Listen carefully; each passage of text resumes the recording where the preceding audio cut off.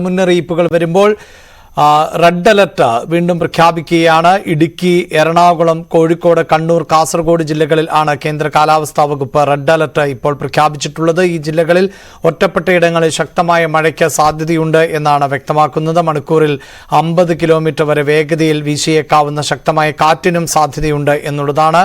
ആലപ്പുഴ, കോട്ടയം, തൃശൂർ, പാലക്കാട്, മലപ്പുറം, വയനാട് ജില്ലകളിൽ ഓറഞ്ച് അലർട്ടാണ് പ്രഖ്യാപിച്ചിട്ടുള്ളത്. ഈ ജില്ലകളിലും മിതമായ മഴയ്ക്ക് സാധ്യതയുണ്ട് എന്നുള്ളതാണ്. 40 കിലോമീറ്റർ വേഗതയിൽ വരെ കാറ്റ് വീശിയേക്കാം എന്നുമുള്ളതാണ്. അങ്ങനെ സംസ്ഥാനത്തെ മഴ മുന്നറിയിപ്പുകൾ മാറിക്കൊണ്ടേയിരിക്കുന്നു. പക്ഷെ സംസ്ഥാനത്ത് മഴ തുടരുക തന്നെ ചെയ്യും എന്നുള്ളതാണ് നേരത്തെ കാലാവസ്ഥാ വകുപ്പ് മേധാവിയുടെ പ്രതികരണമടക്കം ന്യൂസ് 18 നൽകിയിരുന്നതാണ്. ഏതെങ്കിലും തരത്തിൽ മുന്നറിയിപ്പ് നൽകുന്നതിൽ പാളിച്ച ഉണ്ടായിട്ടില്ല എന്നുള്ളതായിരുന്നു ആ പ്രതികരണം. അവരുടെ പ്രതികരണത്തിലും ഇനിയും ഞായറാഴ്ച വരെ മഴ തുടരും എന്ന് തന്നെയാണ് വ്യക്തമാക്കുകയും ചെയ്തിട്ടുള്ളത്. ഉരുൾപൊട്ടലിൽ കൂടുതൽ നാശം വിതച്ച പ്രദേശം മുണ്ടക്കൈ LP സ്കൂൾ പരിസരമാണ്. 1.5 മീറ്റർ ആഴത്തിലാണ് ഇവിടെ ചെളി മൂടിയത്. 7 മൃതദേഹം ആണ് ഇന്നലെ മാത്രം ഈ സ്കൂൾ പരിസരത്ത് നിന്ന് കണ്ടെടുത്തത്. മണ്ണിനടിയിൽ കൂടുതൽ ആളുകൾ കുടുങ്ങിക്കിടക്കുന്നതായി സംശയമുണ്ട്. ഹൃദയഭേദകമാണ് ഇവിടുത്തെ കാഴ്ചയും. വിവിധ ഇടങ്ങളിൽ നിന്ന് എത്തിയ വീട്ടുസാമഗ്രികളൊക്കെയാണ് ഇവിടെ. അത് ഏറ്റവും അധികം മൃതദേഹങ്ങൾ ഉണ്ടാകാം എന്ന് കരുതുന്ന ഒരു സ്ഥലം കൂടിയാണ് ഈ ഒരു മേഖല. ഇവിടെ ഒരു LP സ്കൂളുണ്ട്. ആ LP സ്കൂൾ പൂർണ്ണമായിട്ടും തകർന്ന അവസ്ഥയിലാണ്. വലിയ വലിയ പാറക്കല്ലുകൾ ഈ ഒരു ഭാഗത്ത് നിറഞ്ഞ് നിൽക്കുന്നത് കാണാൻ കഴിയുന്നുണ്ട്. നമ്മുടെ ഒപ്പം ഇപ്പോൾ ഒരു റെസ്ക്യൂ ടീം കൂടി ചേരുന്നുണ്ട്. ഇവര് കോട്ടയം മുണ്ടക്കയത്ത് നിന്ന് വന്നവരാണ്. കുട്ടിക്കൽ മുണ്ടക്കയത്ത് നിന്ന് വന്നവരാണ്. ജസ്റ്റിനും സംഘവും അല്ലേ? എത്ര പേര്? ഞങ്ങൾ 5 പേരോളം വന്നു. ഇവർ വന്നതിന്റെ ഒരു കാര്യം, കുട്ടിക്കല് അന്ന് മണ്ണിടിച്ചിൽ ദുരിതം ഉണ്ടായപ്പോൾ നാട് മുഴുവൻ ഇവർക്കൊപ്പം നിന്നു. അപ്പോൾ ഇത്രയും ദൂരം വയനാട്ടിലേക്ക് രക്ഷാപ്രവർത്തനത്തിന് വേണ്ടിയാണ് ഇവർ എത്തിയിട്ടുള്ളത്. എങ്ങനെയുണ്ട് നിങ്ങളുടെ? ഞങ്ങൾ ഇന്നലെ രാവിലെ 6 മണിക്കാണ് ഇവിടെ എത്തിയത്. 6 മണിക്ക് എത്തി നേരെ മുണ്ടക്കൽ പ്രദേശത്തേക്കാണ് പോയി ഞങ്ങൾ അവിടെ നിന്നുള്ള മൃതദേഹങ്ങൾ കുറേ അതായത് എന്നാ പറയുന്നത്, എല്ലാം ഒടിഞ്ഞ് ഞൊറുങ്ങിയാണ് കിടന്നത്. പിന്നെ കാലിങ്ങനെ പൊങ്ങി നമ്മൾ കാല് മാത്രമേ ഉള്ളൂ, പത്തി മാത്രമേ ഉള്ളൂ. പിന്നെ കുറേ പ്രായമായവർ ആ ഒരു മലയുടെ സൈഡിലുണ്ടായിരുന്നു. അവരെ ഞങ്ങൾ സ്ട്രക്ചറിലെടുത്ത് പിന്നെ പോലീസുകാർ തന്നെ സഹായിച്ചു. പോലീസുകാരുടെ കൂടെ വന്ന് ഞങ്ങളെല്ലാം ബോഡിയെല്ലാം ഇക്കരെ കടത്തി. പിന്നെ എന്നാ പറയുന്നത്, ഈ നമ്മൾ പ്രത്യേകിച്ച് നമ്മൾ ഈ മനുഷ്യനെ കൊണ്ട് മാക്സിമം എല്ലാം ചെയ്യുന്നുണ്ട്. പക്ഷേ ഈ മനുഷ്യനല്ല ഇവിടെ എക്യുപ്മെന്റ് ഇല്ലാതെ ഒന്നും നടക്കത്തില്ല. കാരണം നമ്മളിതുണ്ടോ നിസ്സാരം ഈ ഒരു കുഴി ഞങ്ങളിത് ഇറങ്ങുക, ഇത്രയും താഴ്ന്നു പോവുക. ഇത് എന്ത് ചെയ്യാൻ പറ്റും? ഇങ്ങനെ നമ്മൾ ഒരിക്കലും ഇങ്ങനെ പോകാൻ പറ്റിയതുണ്ടോ? ഇങ്ങനെയാണ് ഇവിടുത്തെ അവസ്ഥ. ഇത് അങ്ങോട്ട് പോയി കഴിയുമ്പോൾ നമ്മളെല്ലാം തടിയിട്ട് പോകുന്നുണ്ട്. പക്ഷേ നമ്മളെ കൊണ്ട് മാക്സിമം ചെയ്യുന്നുണ്ട്. നമ്മൾ ചെയ്യുന്നതിന് മുഴുവൻ കുപ്പിച്ചില്ല കാര്യങ്ങളെല്ലാമാണ്. അതായത് ഒരു മനുഷ്യന് ചെയ്യാൻ പറ്റുന്ന മാക്സിമം ചെയ്യുന്നുണ്ട്. പിന്നെ വെച്ചാൽ നമ്മൾ എല്ലാം വടം കെട്ടി, ഞങ്ങൾ ഈ വടം ഇന്നലെ കൊണ്ടുവന്നു. വടം മുന്നും ഈ കോൺക്രീറ്റ് ഈ കോൺക്രീറ്റ് പാളി നീക്കാൻ വേണ്ടി ഈ നമ്മുടെ വടം കെട്ടി ഭരിച്ച് വടം മുഴുവൻ പൊട്ടിപ്പോയി. കാരണം വെച്ചാൽ നമ്മളുള്ള വടങ്ങളെല്ലാം തീർന്നു. ഇനി നമ്മൾ വേറെ മെഷീൻ വന്നിട്ട് മെഷീനിൽ ഇപ്പോൾ ഓൾറെഡി വന്നിട്ടുണ്ട്. പിന്നെ പറയുന്നത് നമ്മളെ കൊണ്ട് ചെയ്യാൻ പറ്റുന്നില്ല, നമുക്ക് ചെയ്യാൻ പറ്റും. നമുക്കൊന്നും ഇതിനടിയിൽ എന്താണെന്ന് നമുക്കറിയില്ല, ഒന്നും പറയാൻ പറ്റില്ല. കാരണം നമ്മളിപ്പോൾ ഉണ്ടല്ലോ ഇതിനകത്ത് നമ്മൾ ഇന്നലെ പശുക്കൾ കെട്ടിയിട്ടേക്ക് തള്ളയും കുഞ്ഞും രണ്ടിടത്ത് കിടക്കുക, എല്ലാം ഓരോ കാട്ടുമൃഗങ്ങളെല്ലാം കിടക്കുക. പക്ഷെ നമുക്കൊന്നും ചെയ്യാൻ പറ്റുന്നില്ല, അതെല്ലാം ചീഞ്ഞ് ചെയ്ത് പോവുക. ഇതിനകത്തോട്ട് ഇറങ്ങിയാൽ മാത്രം ഇതിനകത്ത് മനുഷ്യനുണ്ട്. പക്ഷേ ഇതിനകത്ത് ഇറങ്ങണ്ടേ, നേരം നിൽക്കണ്ടേ? മെഷീൻസ് മാത്രം ഇങ്ങോട്ട് ഇറങ്ങാൻ പറ്റും. മെഷീൻ വന്നാൽ മാത്രമേ ബാക്കി കാര്യങ്ങൾ നമുക്ക് ചെയ്യാൻ പറ്റത്തുള്ളൂ. ഇത് നിങ്ങളുടെ നാട്ടിലുണ്ടായ ഒരു ദുരന്തത്തെക്കാൾ വലിയൊരു വ്യാപ്തി കേരളത്തിലെ ഏറ്റവും വലിയ നാട്ടിലുണ്ടായതിന്റെ ഒരു 50 ഇരട്ടി ദുരിതം എന്ന് പറയാം. കാരണം അത്തിലും ഭയാനകമായിട്ടാണ് ഈ ഏരിയ കാണുന്നത്. കാരണം നമ്മൾ കണ്ടപ്പോൾ പേടിച്ചു. നമ്മൾ വന്ന് കണ്ടാൽ മാത്രമേ മനസ്സിലാകത്തുള്ളൂ. അല്ലാതെ നമ്മളിപ്പം TV കൂടെ കണ്ടാലൊന്നും പെട്ടെന്ന് ഇവിടെ വന്ന് ബോധ്യമായിക്കുന്നത് മനുഷ്യന്റെ വില, മനുഷ്യന് ഇത്രേ ഉള്ളൂ. അതായത് നമ്മുടെ 100 ഇഞ്ച് 200 ഇഞ്ച് വണ്ണമുള്ള ഈട്ടിത്തടി കാട്ടുതടി എല്ലാം കൂടെ ചിഹ്നം പിന്നവേ, കെട്ടുള്ള ചിഹ്നം പിന്നവേ. പിന്നെ മനുഷ്യന്റെ കാര്യം പറയാനുണ്ടോ? മനുഷ്യനൊക്കെ ചെറിയ അംശം മാത്രമാണ് ഇതിനകത്ത്.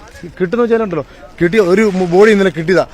ആ ഇടിഞ്ഞ് നേരെ ആ ഒരു മുസ്ലിമുടെ ചുവട്ടിൽ ഒരു വലിയ കല്ല് മാറ്റി ബോഡി എടുത്തത്. പക്ഷേ ആ ബോഡി ഉണ്ടല്ലോ ഞുറുങ്ങി, അതായത് പീസാക്കി ഞുറുങ്ങി ഇങ്ങനെ എടുക്കാം.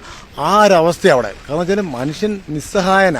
മനുഷ്യൻ പറയുന്ന വാക്കുകൊണ്ട് പറയില്ല, പക്ഷെ ഒന്നുമല്ല മനുഷ്യൻ. നമ്മൾ ഓരോ ദുരന്ത ഭൂമികളിൽ വന്ന് ഓരോ മനുഷ്യരെ സഹായിക്കാനുള്ള മനസ്സുണ്ടാകണം. എന്നാലേ നമുക്ക് സമൂഹത്തിലൊരു എന്നാ പറയുന്നത്, മനുഷ്യനെ സഹായിക്കണം. നമുക്ക് ദൈവം നമുക്ക് നന്മ തരും.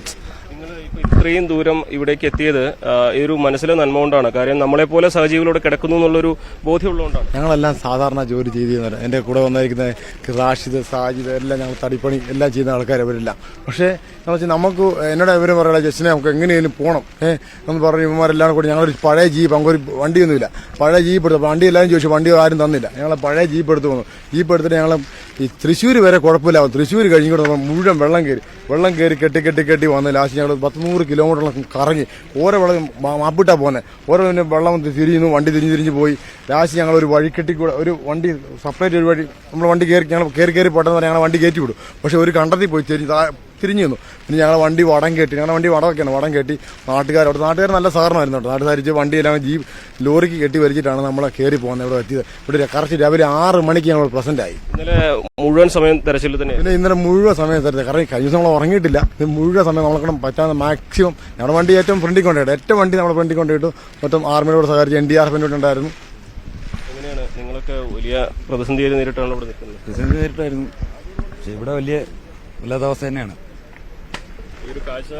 പിന്നെ മനസ്സിലിരിക്കുന്നതാണ് എന്നാ പറയാനാ, മഴ, പിന്നെ അതേപോലെ മഴ കാര്യങ്ങളൊക്കെയാണ് ഏറ്റവും വലിയ തെരച്ചിലിന് ബുദ്ധിമുട്ടുണ്ടാകുന്നത്. എന്നാ പറയാനാ, മൊത്തം കാണുമ്പോൾ തന്നെ അറിയാലോ. ശരി, വാക്കുകൾക്ക് അപ്പുറത്തുള്ള ആ കാഴ്ചകളൊക്കെയാണ് ഇവിടെയുള്ളത്. നിങ്ങളും ഈ രക്ഷാപ്രവർത്തനമൊക്കെ മുമ്പ് നടത്തിയിട്ടുണ്ടെങ്കിൽ ഇതുപോലെ കഠിനമായൊരു പ്രതിസന്ധി ഒരിക്കലും ഇല്ല. കാരണം നമ്മളവിടെ ദുരിതം സംഭവിച്ചായിരുന്നു കൂട്ടിക്കൽ എന്ന് പറഞ്ഞ സ്ഥലത്ത്. അവിടെ അത് വെച്ച് നോക്കണത് എൻ്റെ 40 ആണ് ഇവിടെ നടന്നിരിക്കുന്നത്. കാരണം നമ്മൾ ഒരു മനുഷ്യരാണ്, നമുക്കിത് കാണുമ്പോൾ നമുക്ക് സഹിക്കുകയില്ല. നമ്മൾ മനുഷ്യന്മാരെ കൊണ്ട് പറ്റാവുന്ന രീതിയിലുള്ള ബോഡികളും കാര്യങ്ങളെല്ലാം ഇന്നലെ തന്നെ എടുത്തു കൊടുത്തു. 2 ദിവസമായിട്ട് രക്ഷാപ്രവർത്തനം. ഇനി മിഷനറീസ് ഇല്ലാതെ ഇതുപോലുള്ള ഭാഗത്ത് ഇറങ്ങാൻ പറ്റത്തില്ല. നമ്മൾ ഇറങ്ങുമ്പോൾ നമ്മൾ അരപ്പൊക്കം വല്ല മുക്കാപ്പൊക്കം മൂടിപ്പോവാണ് ചെളിക്കകത്ത്. ബോഡി അതുപോലെ കിടപ്പുന്നു. അവിടെ മലയ്ക്കപ്പുറം എല്ലാം ബോഡി കിടപ്പുണ്ട്. നമുക്ക് ചെന്നെത്താൻ പറ്റുന്നില്ല. ചെന്നെത്താൻ പറ്റണമെന്നാണ് മിഷനറീസ് ഇല്ല, നമുക്ക് ചെന്നെത്താൻ പറ്റത്തില്ല. മനുഷ്യന്മാരെ കൊണ്ട് ചെയ്യാൻ പറ്റുന്നതുകൊണ്ട് മാക്സിമം നമ്മൾ ചെയ്യുന്നുണ്ട്. ഓരോ ദിവസം കഴിയുന്തോറും അതിന്റെ അവസ്ഥ ബോഡിയുടെ അവസ്ഥ മാറിക്കൊണ്ടിരിക്കുമല്ലേ. ഇത് മെയിനായിട്ട് ഇതുപോലെ മഴ നിൽക്കും, നമുക്കൊന്നും ചെയ്യാൻ പറ്റുന്നില്ല. നമ്മൾ വലിയ പാറക്കെട്ടുകളും മരങ്ങളും വലിയ മരത്തടി വന്ന് കിടക്കുക, നമുക്ക് മനുഷ്യന്മാരെ കൊണ്ട് മാറ്റാൻ പറ്റത്തില്ല. മിഷനറീസ് ഇല്ല, ഒരു കളിയും നടക്കില്ല അവിടെ. ഇനി ഒരു രക്ഷാപ്രവർത്തനം തീർന്നിട്ടാണോ? എങ്ങനെയാണ് ഞങ്ങളങ്ങനെ പ്ലാൻ ചെയ്തിട്ടൊന്നുമില്ല. ഞങ്ങളിപ്പോൾ ഇങ്ങോട്ട് വന്നു. ഇനിയിപ്പോൾ എന്നാളും രക്ഷാപ്രവർത്തനം തീരുന്നത് ഞങ്ങളിവിടെ കാണും. നമ്മളെ കൊണ്ടാകുന്ന രീതിയിൽ നമ്മൾ ചെയ്തു കൊടുക്കും, സഹകരിക്കും.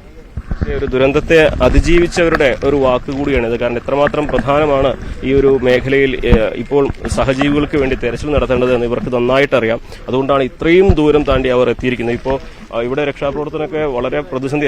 ഇറങ്ങാൻ പറ്റുന്നില്ല. ഇറങ്ങാൻ ഇവിടെ ഈ ചളിയിൽ ചിലപ്പോൾ ഒരുപക്ഷെ കിണറോ അങ്ങനെ കുഴിയോ കാര്യങ്ങളുണ്ടോ എന്ന് അറിയില്ല. പക്ഷെ പരമാവധി നമ്മൾ ശ്രമിക്കുന്നുണ്ട്. അവിടെ ഈ പാലം പണി കഴിഞ്ഞാൽ വണ്ടികളൊക്കെ ഇങ്ങോട്ട് വന്നാൽ കുറച്ചുകൂടി സൗകര്യമായി. ഇന്നലെ മിനിഞ്ഞാന്ന് ഈ തോടോ ഒന്നായിട്ട് ഒലിച്ചു പോയപ്പോൾ പാലമൊക്കെ നഷ്ടപ്പെട്ടു പോയി. അതുകൊണ്ട് ഇവിടേക്ക് എത്തിപ്പെടാൻ ഇന്നലെ ഇന്നുമായിട്ടാണ് കഴിഞ്ഞത്. അപ്പോൾ ഇനിയിപ്പോൾ ഇതിൻ്റെ ഉള്ളിൽ മനുഷ്യജീവൻ ഉണ്ടോയെന്ന് അറിയില്ല. അതിൻ്റെ ഒരു വിഷമത്തിൽ കൂടിയാണ് നമ്മൾ ഈ പ്രവർത്തനം ഏറ്റെടുത്ത് നടത്തുന്നത്. വലിയ പ്രതിസന്ധിയാണ്. നമ്മൾ ഈ ഓരോ മേഖലയിലും അവർ നേരത്തെ കാണിച്ചതുപോലെ വടി കുത്തിയിട്ടാണ് ഇറങ്ങുന്നത്. വടിയുടെ പകുതിയോളം താഴത്തേക്ക് ആഴ്ന്നു പോകുന്ന അവസ്ഥ. നമുക്ക് ഒരു മനുഷ്യന് ഇറങ്ങി അവിടെ പരിശോധിക്കാൻ കഴിയില്ല. ഇത് ചതുപ്പായി അത്രമാത്രം ആഴത്തിലാണ് മണ്ണ് വന്ന് അടിഞ്ഞിട്ടുള്ളത്. ഇതിനടിയിൽ എന്തുണ്ട് എന്ന് ആർക്കും പറയാൻ കഴിയില്ല. അത്രമാത്രം വലിയ കാഴ്ചകളാണ്, വലിയ ദുരന്ത ദൃശ്യങ്ങളാണ് നമ്മളിവിടെ കാണുന്നത്. ഇവിടെ നോക്കൂ, ഒരു ഗ്യാസ് സിലിണ്ടറും അതുപോലെ ഒരു വീട് മുഴുവനായിട്ട് ഇവിടേക്ക് ഒലിച്ചു വന്ന് ഇവിടേക്ക് തകർന്നു. എത്രയോ വീടുകൾ അത്തരത്തിൽ പോയിട്ടുണ്ടാവും, നമുക്കറിയില്ല. ഇത്രയും സാധനങ്ങൾക്കിടയിൽ അടിയിൽ ആരെങ്കിലും ഉണ്ടോ എന്ന് പോലും അറിയില്ല. ഇതാണ് നമ്മൾ നേരിടുന്ന പ്രശ്നം. നമ്മളെപ്പോലെ ജീവിച്ചിരുന്നവർ, ഒരു രാത്രി ഉറങ്ങിയവർ പിന്നീട് ഉണർന്നിട്ടില്ല. അവര് മരിച്ചതുപോലും ചിലപ്പോൾ അവർ അറിഞ്ഞു കാണില്ല. കാരണം അത്രമാത്രം ശക്തമായിരുന്നു ആ ഒരു ഉരുൾപൊട്ടൽ. ഒരു മലയെ മുഴുവനായി വലിയ പാറക്കെട്ടുകളും വലിയ പാറക്കല്ലുകളും എല്ലാം പിഴുതെറുത്തുകൊണ്ട് ഒരു നാടിനെ മുഴുവൻ തുടച്ചു നീക്കിക്കൊണ്ടാണ് ആ ഉരുൾ വന്നടിച്ചത്. നമുക്ക് ഇവിടുത്തെ കാഴ്ചകൾ ഒരുപാടുണ്ട്. എല്ലാം തന്നെ നമ്മളെ മനസ്സിനെ പിടിച്ചുലയ്ക്കുന്നതാണ്. രക്ഷാപ്രവർത്തകർ അവരുടെ ആ ഒരു മനോധൈര്യം അത് നമ്മൾ സമ്മതിക്കേണ്ടതാണ്. കാര്യം എന്തെല്ലാം ഇവിടെ കിണറുകളുണ്ടാവാം, സെപ്റ്റി ടാങ്കുകളുണ്ടാവും. ഇതൊക്കെ എവിടെയാണെന്നുള്ളത് നമുക്കറിയില്ല. കാരണം അതുകൊണ്ടാണ് നമ്മൾ കമ്പ് കുത്തിയിട്ട് നമുക്കാണ് കമ്പ് എത്രത്തോളം താഴ്ന്നോ അവിടെ നമുക്ക് പിന്നെ അവിടെ കാല് വെക്കാൻ കഴിയില്ല. ചിലപ്പോൾ ഒരു പക്ഷേ കിണറായിരിക്കാം. കിണറിൽ ചിലപ്പോൾ നമ്മൾ കാല് വെച്ചാൽ നമ്മൾ ഉൾപ്പെടെ കിണറിലേക്ക് പോകും. നമ്മളുടെ സേഫ്റ്റി ഫസ്റ്റ് നമ്മൾ അതാണ് നോക്കേണ്ടത്. അതുകൊണ്ട് അത് വലിയൊരു പ്രതിസന്ധിയാണ് നമ്മളത് കണ്ടുപിടിക്കുക എന്നുള്ളത്. എന്നാലും നമ്മൾ കഴിവിന്റെ പരമാവധി അത് ചെയ്തുകൊണ്ട് തന്നെ മുന്നോട്ട് പോകും. യന്ത്രങ്ങൾ എത്തിയാൽ പിന്നെയും കുറച്ച് യന്ത്രങ്ങളെത്തി ആ പാലം എത്രയും പെട്ടെന്ന് ശരിയായി കഴിഞ്ഞാൽ ഇറ്റാച്ചി പോലുള്ള ആംബുലൻസ് ഇറ്റാച്ചി പോലുള്ള യന്ത്രങ്ങളൊക്കെ സംവിധാനം എത്തിക്കഴിഞ്ഞാൽ നമ്മൾ അതോടൊപ്പം ചാടി ചെയ്യുകയൊക്കെ. പക്ഷെ ഇപ്പോൾ മാൻമെയ്ഡായിട്ട് ചെയ്യുന്ന സംഗതികൾ ഇത്ര ഒരു പരിധിയുണ്ട്. കാരണം നമ്മൾ 1 മീറ്റർ 1.5 മീറ്ററോളം ആഴത്തിൽ ചളി വന്ന് മൂടിയിട്ട് നമുക്ക് കാലെടുത്ത് വെക്കാൻ പറ്റാത്ത അവസ്ഥ. അതിലിടയിലാണ് ചിലപ്പോൾ ഒരു പക്ഷേ കിണറുകളും സെപ്റ്റി ടാങ്കുകളൊക്കെ ഉണ്ടാവുക. അത് ഒരു ഇവർ ജീവൻ പണയപ്പെടുത്തിയാണ് ഈ ഒരു ശ്രമങ്ങളൊക്കെ നടത്തുന്നത് എന്ന് വേണം പറയാൻ. എന്താണെങ്കിലും ഇവിടുത്തെ കാഴ്ചകളൊക്കെ അത്രമാത്രം ഉള്ളുലയ്ക്കുന്നതാണ്. ശ്രുതി, ഇവിടെ വന്ന കോട്ടയത്തു നിന്നും മുണ്ടക്കൈയിലേക്ക് തെരച്ചിലിന് വേണ്ടി എത്തിയ മനുഷ്യസ്നേഹികൾ, അതുപോലെ നൂറുകണക്കിന് ആളുകളാണ് കേരളത്തിന്റെ വിവിധ ഭാഗങ്ങളിൽ നിന്നും ഇവിടേക്ക് ഈ ഒരു ദുരന്തത്തിൽ കൈത്താങ്ങാകാൻ സഹായമാകാൻ എത്തിച്ചേർന്നിരിക്കുന്നത്. നമ്മൾ ഈ ഒരു ദുരന്തവും അതിജീവിക്കും. പക്ഷേ ഇതിന്റെ വ്യാപ്തി ഇപ്പോഴും നമുക്ക് മനസ്സിലാക്കാനായിട്ടില്ല.